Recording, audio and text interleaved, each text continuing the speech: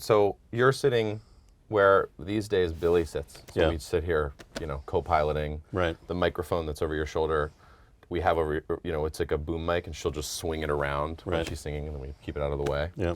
So I'm fairly certain that was how we wrote Barbie. I was sitting at the piano, and she was sitting here or maybe on the couch with the mic, singing into it and feeling a little sort of elevated in terms of the kind of pseudo-production of that, which was fun. Where did that melody come from?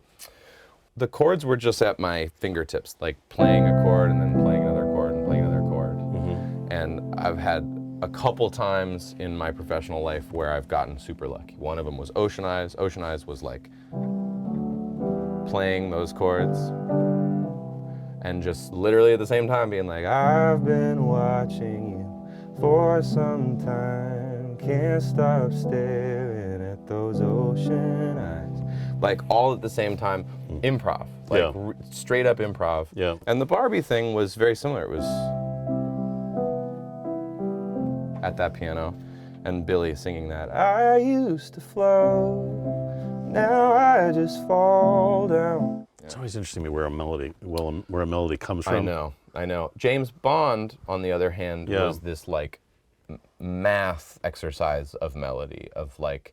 In what sense? Partly that we were overthinking Bond and we weren't overthinking Barbie, I think. And so that one was all like minor 9 chords. This is a minor 9. Pretty Bondy right there. Yeah.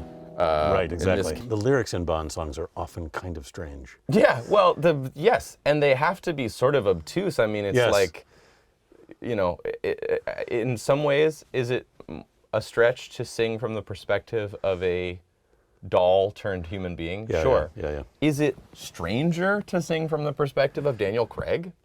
Yes. Yeah. Like it's more outside. I can put myself in the shoes of a Barbie faster than I can put myself in the shoes of James Bond.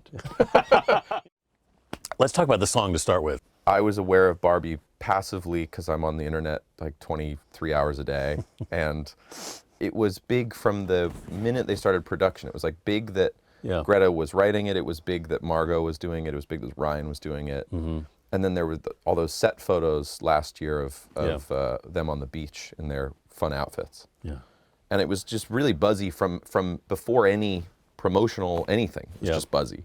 We got word in a very sort of roundabout way that they were doing a soundtrack, that Mark was going to executive produce a soundtrack. The soundtrack can mean anything in movies. It doesn't always mean that the song is even going to be in the movie. Right. There was kind of this, hey, would you be interested in doing a song for the Barbie movie? So I got put in touch with Mark a little bit, and then I sort of told Billie that had happened, and I said, is this something you'd be interested in? And she maybe was a little less clued into the whole making of it as I was, but is also a fan of Greta. And so she sort of acquiesced. She was like, yeah, sure. All very speculative. And then we got on a call with Greta, and this is like, I always quote Greta on saying this because I just thought it was brilliant. She sort of pitched us the movie and was like, I'd love for you to see it. Like, I wouldn't want you to try to write anything until you see it. Yeah. And she said, what are you guys working on right now? And we just were like, just her new album. That's what we're doing. And she said, oh, great. When I'm in the middle of a big project that I have to work on, I love to procrastinate. So maybe this will be your way of procrastinating. Which was like completely how it went down. Yes. And such a smart thing to say. Yeah. So we, I think in January, went to probably Warner in LA, and it was pouring rain. I just remember it very vividly. We were in this theater, and she said, I'm going to show you the first 40 minutes. That's pretty assembled. Yeah. And we're still editing the movie. It was January. Yeah. And then I'm going to show you scenes that are important to me, and important to me that you understand the context of. So we saw the first 40 minutes, and before each scene, she would like come down to the front of the theater and give us like a presentation. Yeah. It was so generous. Like the whole thing was generous. Yeah, yeah. We were very moved by the generosity of it. And we loved the movie. We thought it was so good. Yeah. And moving and funny. And I remember standing in the parking lot with Billie afterward, under like the same umbrella, and being like, that was great. And we both were really impressed. And that's also rare. Yeah. I'm a tough audience. Billie's like a tougher audience. Yeah. But we loved it. And the next day, sure enough, we were in the studio, in this room, and we were working on some song that we were hitting a wall on. Yeah. And we were 9 hours in, and as like a Hail Mary, like my memory is Billie like picking her keys up off the coffee table and about to walk out the door. And I said, do you want to try to write a little Barbie, start a Barbie idea? Yeah. And I sat at the piano, and she sat holding a little handheld mic. Yeah. And we wrote the whole song in like 45 minutes with a terrible bridge that we ended up rewriting. Yeah. I like to clarify that. It was not an entirely unedited thing. We wrote a whole thing and we liked almost all of it, but there was a part that was like unlistenable. It would be really upsetting if you wrote that whole thing in one. Exactly. I like to include that as like one little blemish. Everything maybe needs editing. Yeah. Did you know what part of the movie you were writing that song for? We knew what we were hoping for, right? Yeah. We had been shown what at the time was the scene that the song ends up in. Yeah. At the time was no song, obviously, and no montage. It was just her talking to Ruth. Yeah. And Ruth saying, "Okay, now feel." Yeah. And then Margot just acting her face off, just standing there like having a realization of all of the universe and crying. It was like an unbelievable take. Yeah.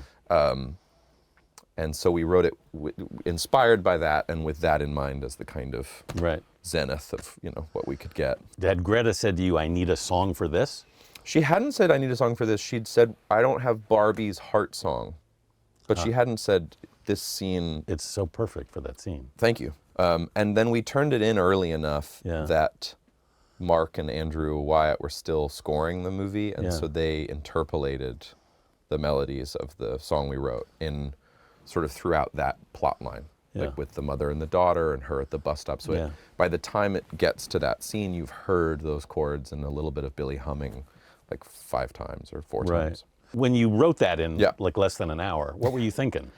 The movie was very fresh in our minds. Yeah.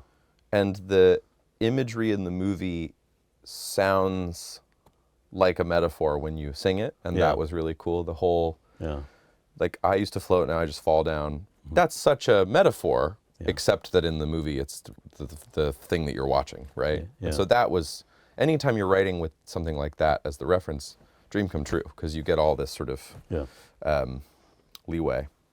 But, it was a funny period, I think whenever you write an album, the initial writing process is really having to think about how you feel and what you want to say and what you have to say. And what feels authentic and what doesn't feel authentic. And writing a song for a movie is an incredibly liberating experience because you're looking at somebody and you're maybe identifying with it, but you're writing from their perspective and you know that character because we all know the character that we watch and empathize with it. And you've been given a frame to work with. Yeah, exactly. So it's so liberating. But the irony, and especially true for Billie in the case of this movie, was that there were a lot of parallels. It sort of was this allowance for her to say things that she felt in a way that she'd never been able to articulate them before, that she identified with, And from what I've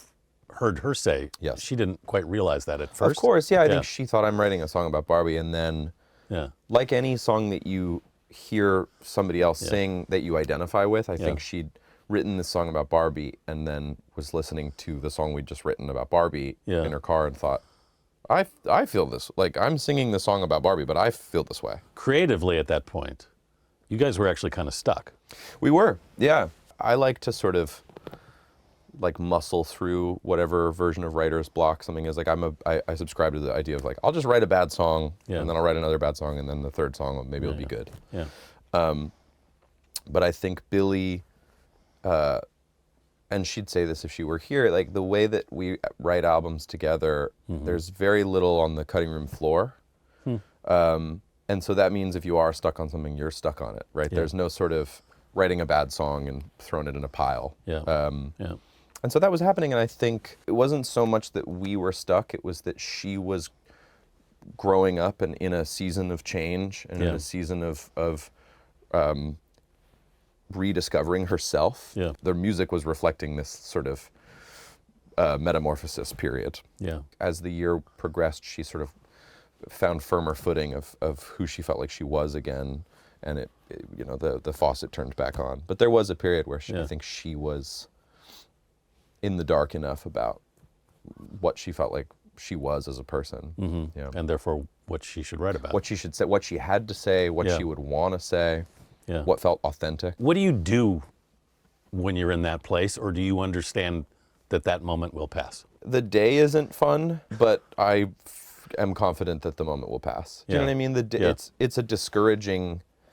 You bother to block off your day to write a song, and you both have done that, and you're here, and everything's fired up, and you're trying, right? You're strumming the same chord on the guitar for 2 hours, and nothing good is happening. It's discouraging. Yeah. But I don't sweat it. Before I made the first album I'd ever made, like before Billie and I finished her album, like I was pretty convinced I couldn't make an album. I think that's weird that I feel that way, but I still feel that even like I'm scoring this TV show now, and it's I think today the total, whether it ends up being this, it's like 86 pieces of music. Wow. And on like piece 55, I'm like, this is the one I can't finish. That's wrong. Like that's just self-doubt because I'll finish it and then I have to do another 40 more, right? It's like, I think I just really care about the thing being great, and I don't know if like I'm gonna be able to achieve the quality that I'm after, This is an area where I'm really lucky is if I change directions, that usually is another thing of like, if I'm working on something for myself and then I start working on something for somebody else, or if I'm doing an album and I start doing a film score, it's that sort of shakes up my patterns in my brain enough to get re-inspired. When you were doing No Time to Die, yes, how much pressure was that? It was a lot of pressure. I mean, James Bond has such a ethos and a sort of a signature thing that if you fail, you really miss the mark. Yeah. And so when we'd sit and sort of start to write something, if it didn't feel like a James Bond theme song, you could tell immediately. Right. That process was a lot longer. It was really long and also like sort of never guaranteed. We got flown to London to work with Hans on the string arrangement for it and see the movie, and we wrote the song in October, and then in December, mid-December, we got flown to London to see the film and do a string arrangement. And that was, not in a threatening way, but they just had never said, congratulations, you got it. Yeah. And we were sort of thinking to ourselves, they're putting up some money. Like they're paying for an orchestra. Yeah. That has to mean they like it to some degree. Yeah. And then once we got the orchestra recorded, I muted most of it and thought, I'm going to get fired. It was all good, but I wanted Billie's voice to be the star of it. So, and I sent it to Hans, and I sent it to Hans and was like, did that, and he was like, I love it. It sounds great.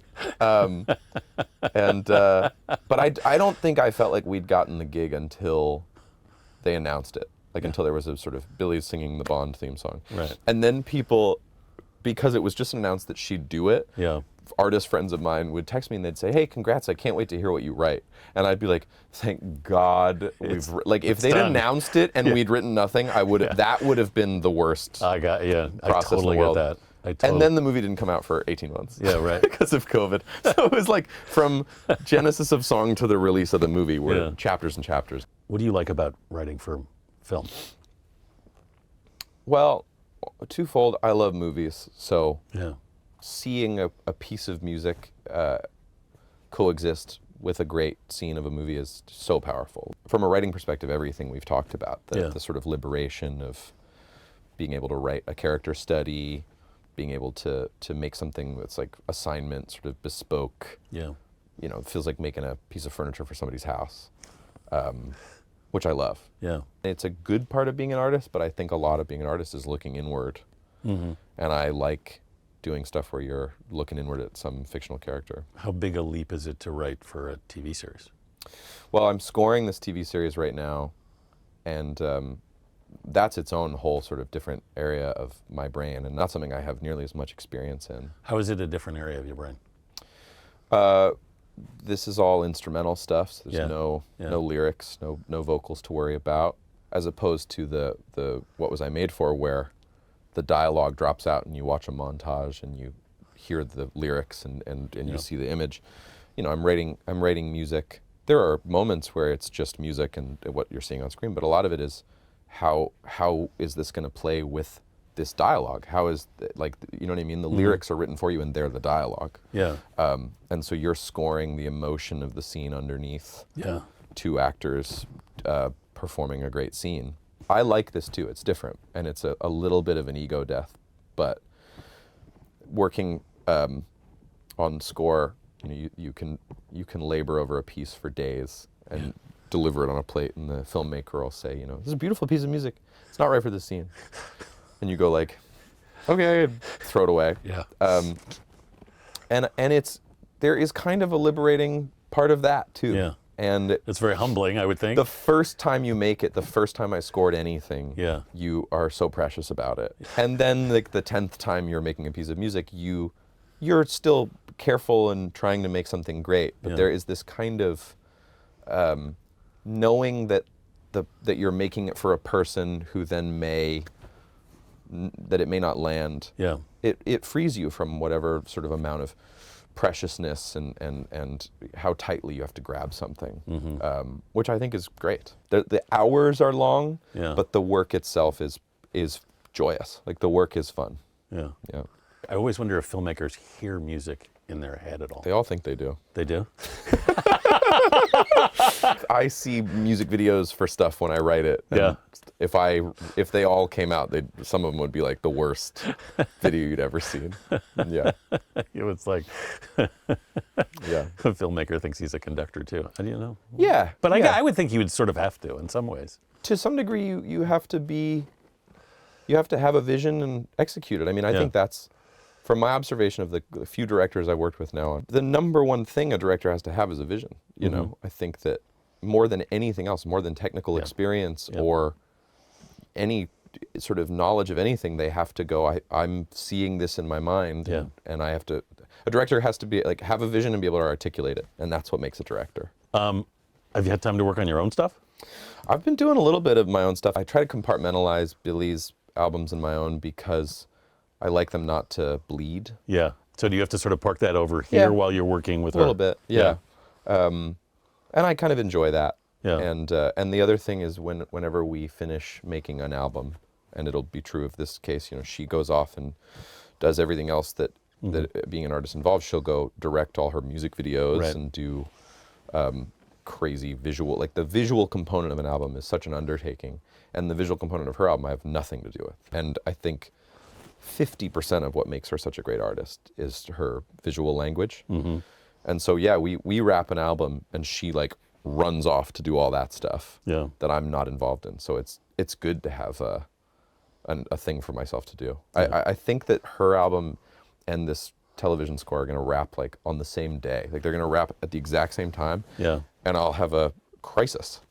You know what I mean? Like I'll go from so busy to like calling you every day and being like, Anthony, can I come over? Like I don't know what else I'd do.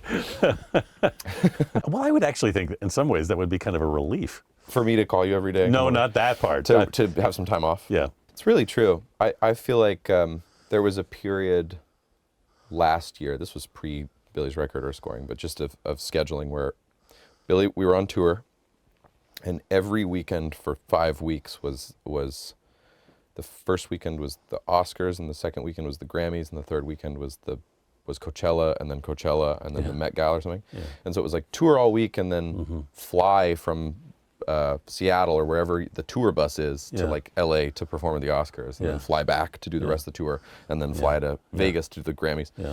And like on a day where I had only gotten 5 hours of sleep, I was very grumpy about the whole thing. I was grateful, but I was like, this is crazy. We shouldn't be on this tour if we have all this stuff. On a day where I had enough sleep, I was like, I'm born for this. I was very, like I loved it. It just shows you like your coping skills. Yeah, I think that I like to believe, and I sure hope this continues to be true. Like I feel really fulfilled and happy when something's happened once. I'm not dying to repeat everything I do all the time. Right. I like evolving and, you know, just like doing this television score. I don't necessarily do it thinking I'm going to do one of these every year now. I'm doing this new experience, and then it won't be a new experience. Right. And everything sort of felt like that.